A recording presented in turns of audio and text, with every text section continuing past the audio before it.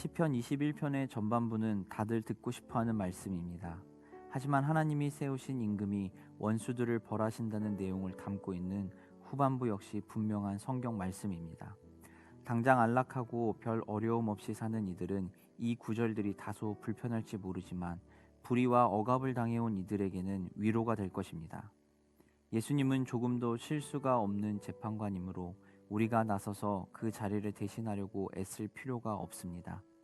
그러기에 그리스도인은 원한을 떨쳐내고 대갚아주고 싶은 마음을 잠재울 수 있습니다.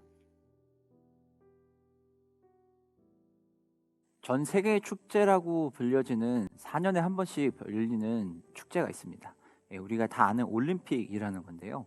올림픽은 4년에 한 번씩 열리면서 가장 마지막 경기가 마라톤이라고 하는 경기로 끝이 납니다. 42.19km를 달리면서 시간을 단축하고 순위를 내는 경기, 우리 모두가 다 아는 그 경기입니다. 이 마라톤이라고 하는 경기는요, 우리가 다 아는 것처럼 42.19km를 달림으로 인해서 순위를 내고 시간을 재는 경기입니다.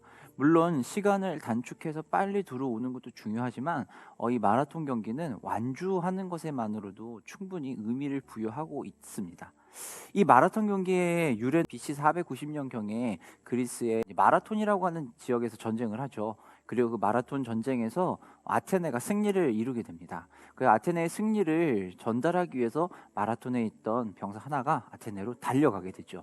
아테네에 가서 무엇을 했냐? 승리의 소식을 전했습니다. 마지막 한마디를 전하고 전사하게 되는데요. 그게 바로 이겼다라고 하는 말이었습니다.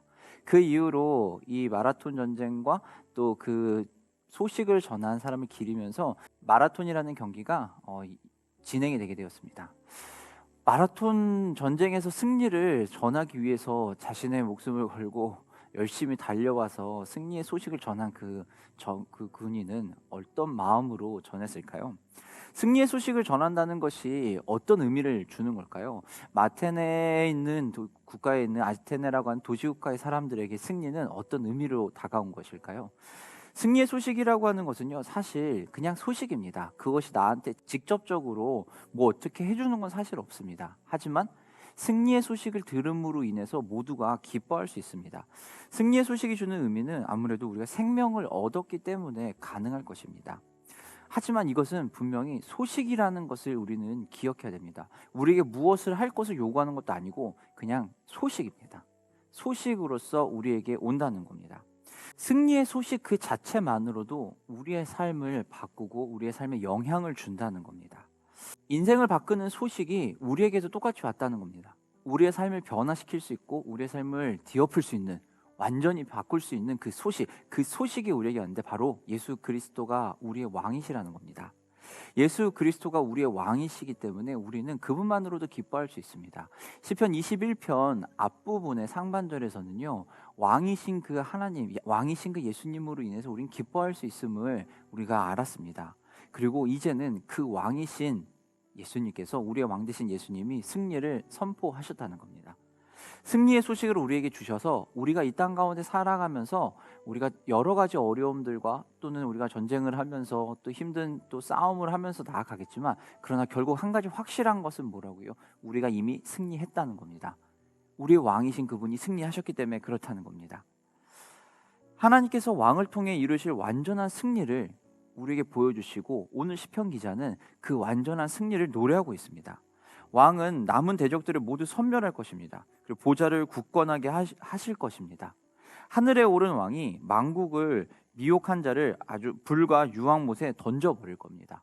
더 이상 왕의 말씀을 거역하는 자는 있을 수 없고요, 우리를 대적하는 원수도 있을 수 없다는 겁니다. 오늘 보면 8절부터 보면은요, 쭉 그 부분에 대해 이야기합니다. 8절에는요, 모든 원수들을 찾아낸다고 하셨고요, 그리고 왕을 미워하는 자들을 또 찾아낸다고 하십니다. 9절에 보면은요, 불이 그들을 소멸할 것이다 라고 얘기하고요, 10절에 보면은 멸할 거다라고 이야기하고 있습니다. 끊임없이 왕을 대적하는 자들이, 원수들이 물리쳐질 것이고 사라질 것이라는 것을 이야기합니다. 왕 대신 우리 아버지 앞에, 왕 대신 우리 예수 그리스도 그분 앞에 어떠한 원수도 살아남을 수 없고 피할 수 없고 숨을 수 없다는 확실한 이야기를 합니다. 왜냐면요, 이미 전쟁이 끝났고 이 전쟁은 승리하였기 때문에 그렇다는 겁니다. 왕의 승리를 맛본 교회는요, 이 승리를 믿고 걸어가면 됩니다. 이미 우리에게는 승리의 소식이 전달되었거든요. 그 승리의 소식을 받은 우리는요, 이제는 승리한 자로서 살아가면 되는 겁니다. 그리고 그 승리를 믿고 기도하면서 마지막 싸움으로 우리가 걸어가면 됩니다.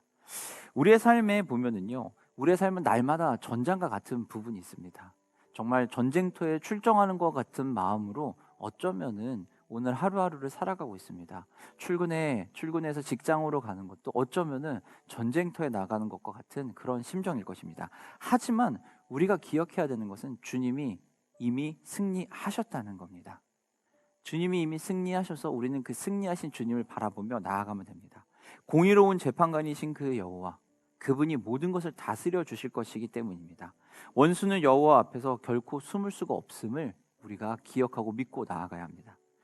오늘의 묵상을 한 줄로 마무리하도록 하겠습니다. 오늘의 한 줄 묵상은요, 예수님은 조금도 실수가 없는 재판관이므로 우리가 나서서 그 자리를 대신하려고 애쓸 필요가 없습니다. 영원한 재판관 되시고 공의로 다스리시는 우리 주님, 그분이 우리를 대신해서 모든 걸 하시기 때문에, 판결해 주시기 때문에 우리는 다시 그것으로 인해서 고민할 필요도 없고 우리가 스스로의 힘으로 하려고 노력하지 않아도 됩니다.